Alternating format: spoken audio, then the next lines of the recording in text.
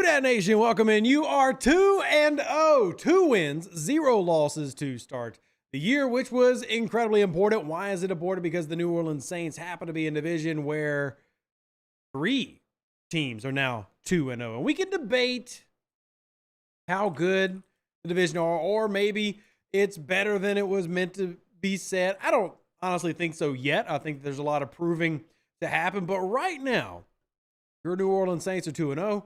And they are one of the best defenses in the league. Another game where the offense didn't get everything it was hoping to get, but the defense came out and, again, had a dominating performance. In fact, for those that don't know, New Orleans Saints' current defense just set a team record.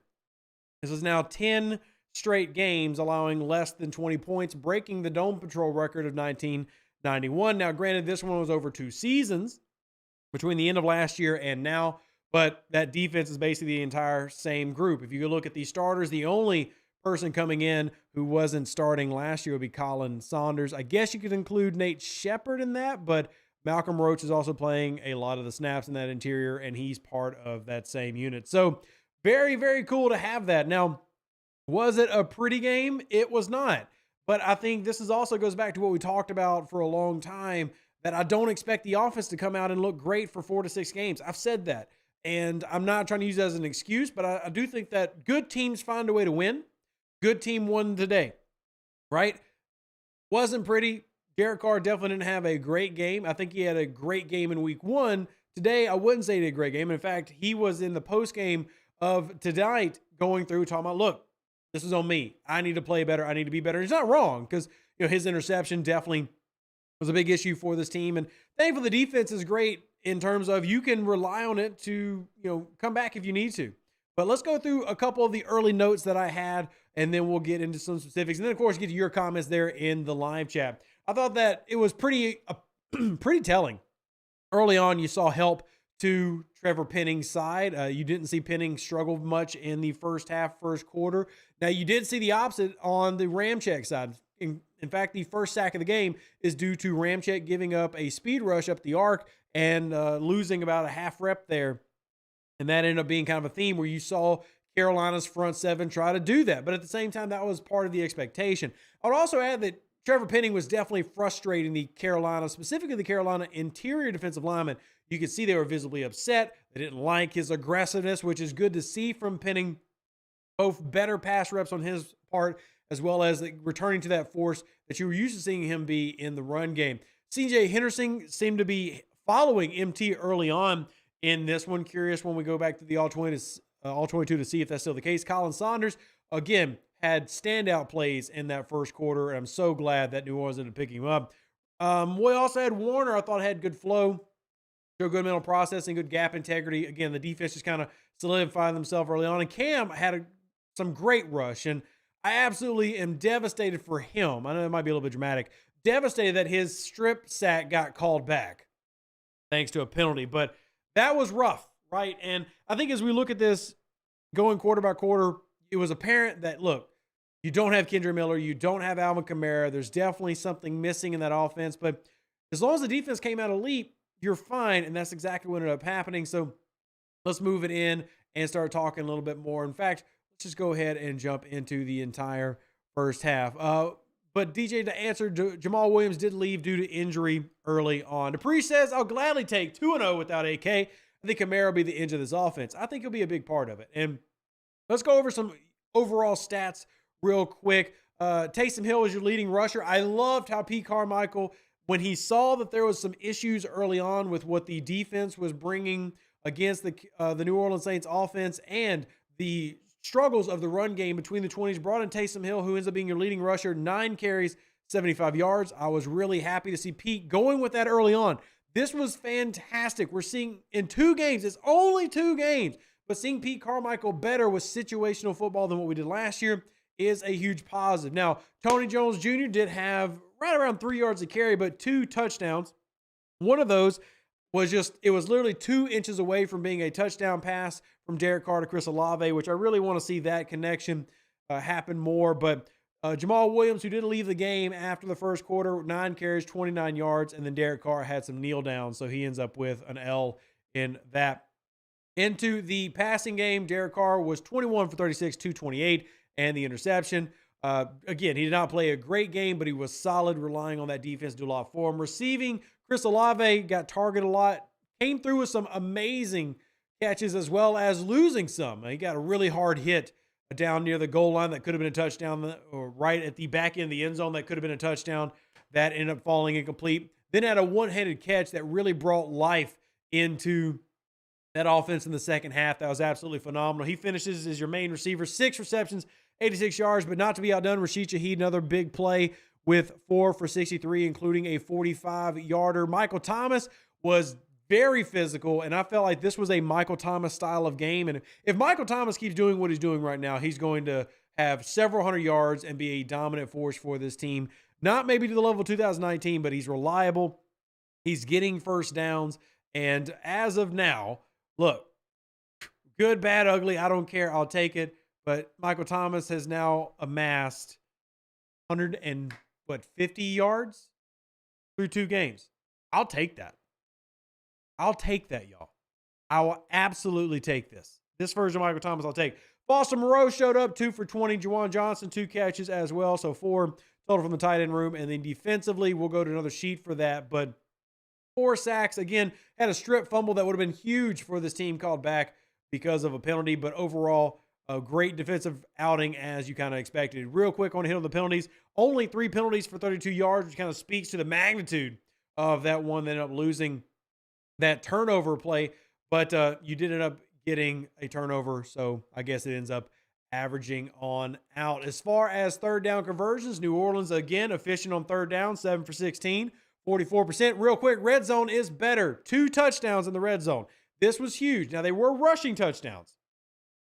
But this offense struggled to score in the red zone last week. They did it here in the second half today. That is a big positive that I'm really happy to see. New Orleans defense held the Panthers to 4 of 14 on third down.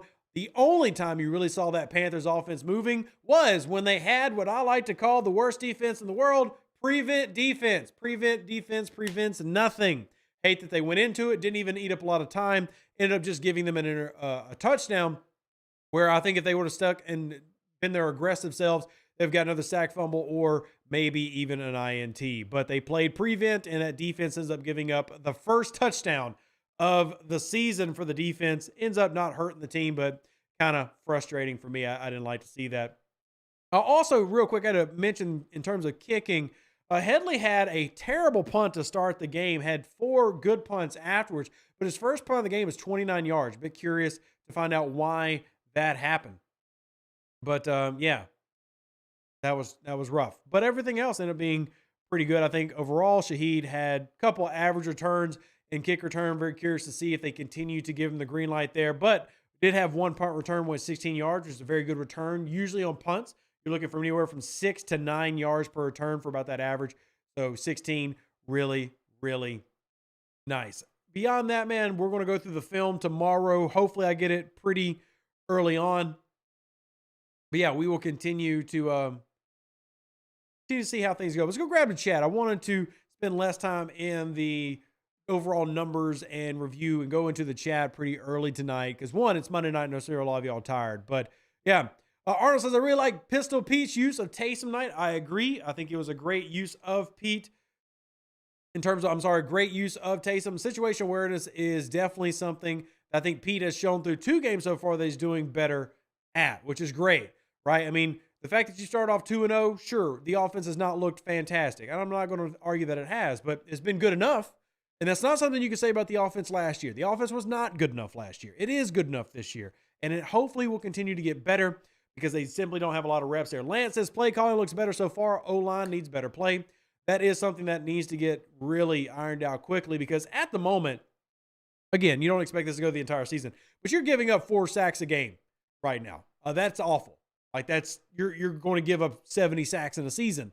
You can't do that. That's obviously terrible. So they've got to find a way to adjust to that. They've never given up 8 sacks, and Derek Carr was sacked on 11% of his dropbacks last week, and he's going to have a similar set of that numbers this week. They've got to find ways to continue to improve on that. Part of that is contingent on Trevor Penning getting better, but it wasn't just Penning. Ruiz got blown up for a sack. Ram got beat for a sack. It was all across the play. Aaron says red zone offense is disgusting. It's the biggest realistic need for improvement. Left side O-line, C+, but improving. D-line, defense, save the day. Absolutely, Aaron. Now, I will give credit to the offense because they did score 2 touchdowns in the red zone. When you come off a week where you score none, that is huge. So we give positive for that. But I do agree with you that there are missing moments there that, again, we'll go over and film tomorrow. I'll let y'all kind of decide what we do focus on the study for. I'll go ahead and warn you, film study tomorrow will probably be a little bit late because this was a Monday night game. We probably won't get it until later tomorrow. But we will probably focus on the offense and how they can improve. We'll look to see how the offensive line tried to make adjustments from week 1, what Carolina did, which we expected Carolina's front 7 to be dangerous in this one. And we'll kind of go from there and see how it plays out. Don says 10 straight games allowing 20 points or less, longest streak in team history. We did mention that to start the show, Don, which I think is fantastic. So we'll monitor that as it goes forward. But very curious to see how well they can do. But I think that next week, we'll get to that Thursday, but next week's going to be very difficult because Green Bay, I think, is the best offense that you've seen so far. And I don't really think that's much of a competition. So, Bree says 2 questions. Why aren't we using Jimmy Graham in the red zone, which we actually did tonight? Question is, was Jimmy Graham open? Before we get the film or until we get the all-22 that drops tomorrow, can't conclusively answer that question. But he was used. I for certain saw him on multiple reps in the red zone. Question is, how effective was he in those moments? And for that, we're just going to have to wait and see. Take a look at the film as it rolls through. Our O-line struggle with stunts. Is that an issue carrying over from last game? That is an issue for most offensive lines in the league that don't have elite offensive line play. Was this an issue from last week? Yes. Was it an issue this week? Yes. And will it continue to be an issue? Yes. I expect that to continue to be an issue until this team gets better in their individual play. And that's across the board, by the way. That's not just specifically, hey, Trevor Penning is struggling with stunts or Hurst is struggling with stunts. That is literally the entire offensive line is struggling in that regard.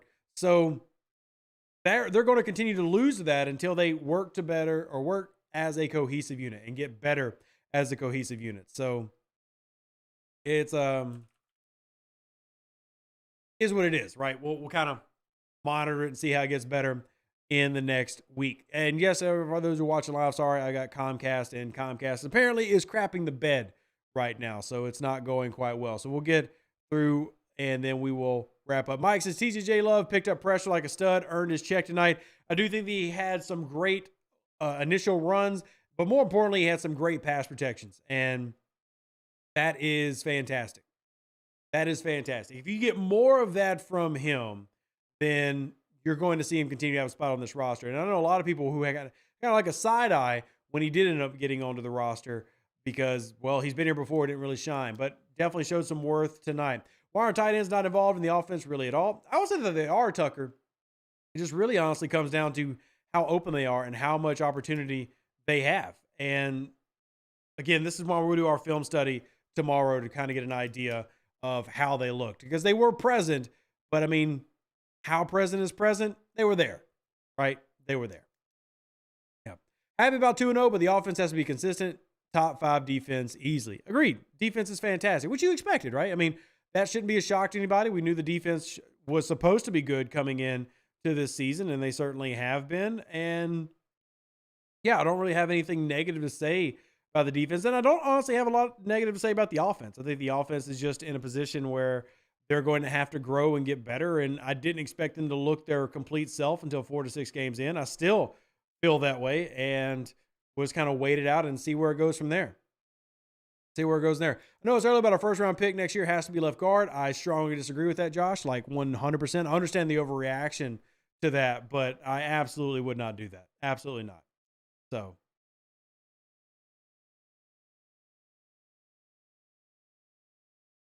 anyway, for those watching the stream, I can't help the lag. I'm just going to go through, do our recap, and then put it up on Spreaker and everything. So I can't help that Comcast sucks, y'all. Sorry about that. So let's continue. Grab some of these questions before we get close to